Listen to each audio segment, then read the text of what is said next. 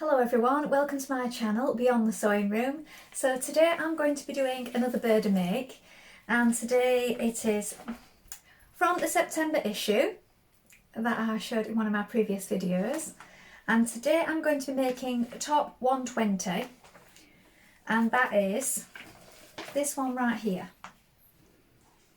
So it's got the zip at the neck, long sleeves, and it's just got a dark detail either side. It's quite simple. So I was looking through what bits of fabric I got left over, because whenever I'm making something new like this out of a magazine for the first time, it's good to use up bits you've already got, even if it means putting two together sometimes, just to try it out. And then you end up with a wearable trial one, or maybe that's your main one if you love it. So I found a piece. I don't think it's quite big enough, but I might have to do some creative placement and maybe even do something a little bit different on the bottoms of the sleeve. We'll see. Don't think there is going to be quite enough, because it is just a bit that's left over. So I do like this. I think it'll be nice for the autumn winter months. So in the pattern pieces it says for top number 120 it's the extra pattern in pink. So it tells you right here in the supplement bit in the middle, because a few people said they weren't sure about using Burda magazine, or they were a bit daunted by it. So here's where it tells you on this black and white bit in the middle. So extra pattern in pink, it's on sheet A, and the pattern pieces are 2A, 2B, 3. Sheet B pattern pieces 1A, 1B, 4 and 5. So we need to locate those now on our pattern pieces. So that's on this bit. So make sure you get the right sheets. So the sheet numbers, or the sheet letters are at the top like this when you open them out. So you need to locate the first one first of all, then locate your numbers. So they're all along the bottom, as I showed in my previous video. I'll link that in at the end. And you follow it up with your finger and you find it, and we're going to trace over it. So usually go over it in a darker pen, then trace them out, and that makes it easier to be able to spot it through the paper. So I'll show you what I've got. So I found out a zip. It doesn't need to be this long, but I have got one this long because I've got a few in a bag that I was given to me from somebody's sewing supplies that they weren't using. And I thought this was a nice colour to go with this. So I've got this jersey left over from another project that I made, and I thought that colour zip goes really lovely with this flower in it. Now in the pattern I have noticed it does say a concealed zip, but then in the image of the lady wearing the top, you can actually see the zip teeth, so it's not concealed. So that's thrown me a little, but I'm using a regular zip, not a concealed zip. And this is the pattern on my fabric, which is really lovely and wild, lots of different colours in it. Somebody said in one of my videos that why do I always use flowery fabrics and fussy fabrics? Well, I buy what fabrics I like, or I tend to use what fabrics I like. Sometimes I get to make them up as samples, but even if I buy them myself, I tend to go for the wild prints, because when you're buying for yourself, you do buy what you like. So might not be to everybody's taste, but I'm sure you still get an idea of what's being made. So I just thought I'd address that. I do like to go for bold, bright patterns. Anyway, so let's go and cut those pieces out, and I'll show you what I mean about the pattern pieces. So here we have sheet A, and this piece here in front of me, and I've marked on it with a black pen, is for model 120.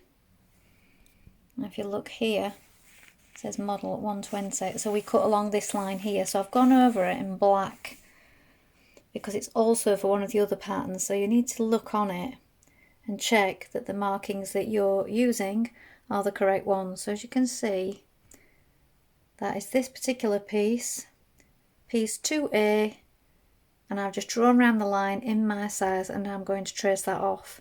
So you locate all your pieces in this way and go over them with a pen first of all. So these are the pieces that I've cut. So this is the front. So this is cut on the fold. The zip is going to go here. You've got this cut out here for the side dart. And then this is the back piece. You're going to cut two for the back piece because it's shaped like this. Now you do have to add on your own seam allowances with the Burda magazine pattern pieces, because you just get the pattern piece. There's no seam allowance included. So you decide whether you want 1 centimetre or 1.5 and you add that on yourself. Now with the sleeve piece you're going to cut 2, but what I've done, I've cut it in 2 pieces because as I said I was using up bits of fabric I had left. There wasn't enough of a straight run to do it in 1 piece. So part of the way down the sleeve you're going to have a join and a bit of top stitching detail on my sleeve. And then you've also got this front piece which is a facing for around the zip. So first of all cut that on the centre fold, that's piece number 4, and also cut it in interfacing. And then you've got the piece for the back facing, that's piece number 5, cut on the fold like this. And you also cut a piece of interfacing for that as well, and you're going to iron on those pieces of interfacing.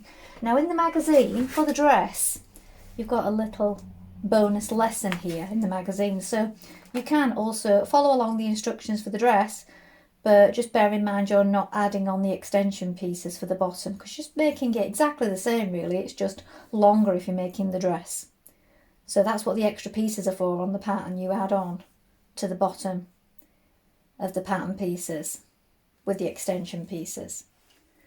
So first of all you want to put your 2 back pieces on top of each other like this with right sides facing, and we're going to join this central back seam. So you want to change to a stretch stitch. Have a look at your manual if you're not sure about which is your stretch stitch on your machine. Otherwise you can use a zigzag stitch, have a play around with the stitch length and the stitch width, and you can use this and this will work just fine.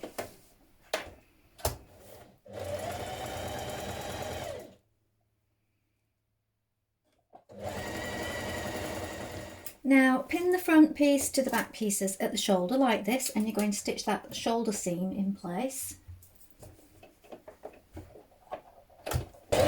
So your seam allowance will depend how much you've added on yourself to the pattern pieces here. I've just done a small one, it's just like 1 centimetre. Now join the shoulders on your facing pieces. So this is your front facing piece, this big piece, and this is your back facing. So place it on at the shoulders and join that here. So again, that depends on how big you've done your seam allowances.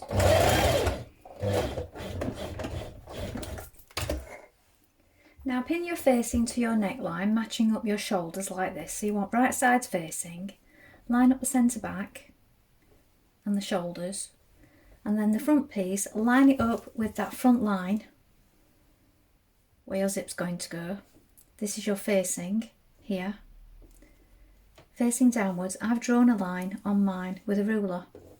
So you're going to stitch round it and then you're going to stitch down either side of this line and then snip into the corners here so that we can open it up. So the zip is going to go on top of the facing for this particular pattern, but you can add some ribbon or something to soften it behind if you don't want it to feel scratchy against your neck. It can be added inside, but on this particular pattern we're adding it on top. So we're doing it as it is in the magazine.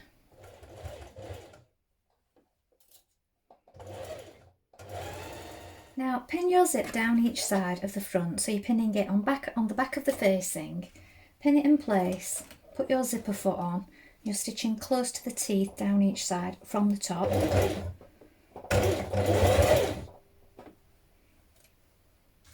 So I'm just taking my pins out as I go and just moving my zipper out of the way. So my zip's in and it looks like this. Now on the back obviously your zip's raw, so you could put some ribbon or some trim, some bias strip or something down there. I think that's what I'm going to do with mine. I don't like that it's raw. Normally, excuse me, normally it would be inside the facing and the front of the top, but I suppose they're trying to make it as beginner friendly as possible in the magazine. So yeah, put some ribbon or some bias tape down the back of that to make it a bit softer. Now we're going to join up our side seams, so flip the whole thing over so it's right sides facing and pin it up the side seams. To create these darts in the side, you just bring these points together where you've got this cut out here. So bring the row edges together like this, and we're just sewing to a V here. Come off at a gradual V, don't make it too sudden, and then knot your threads here.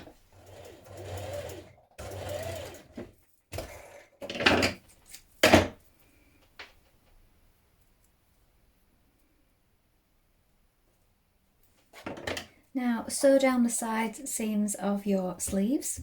So bring right sides together like this and sew it with your seam allowance that you've allowed. Now take one of your sleeves, turn it the right way around, make sure you've got the right one with the notch. Pop it into your armhole. So this is the wrong way around. Match up the underarm seam.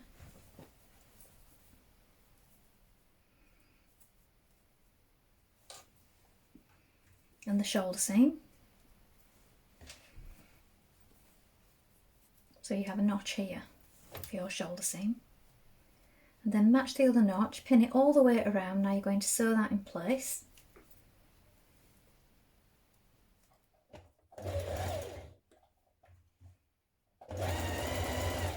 Now hem your sleeves and the bottom of your top, so you may want to try it on before you do this.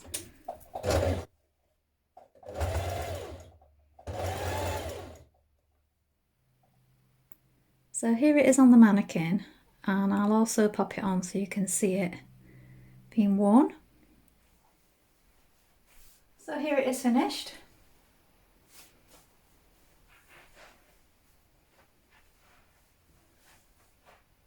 Now on the neck I have this pink binding, so that's what I've added to the inside of the zip on mine.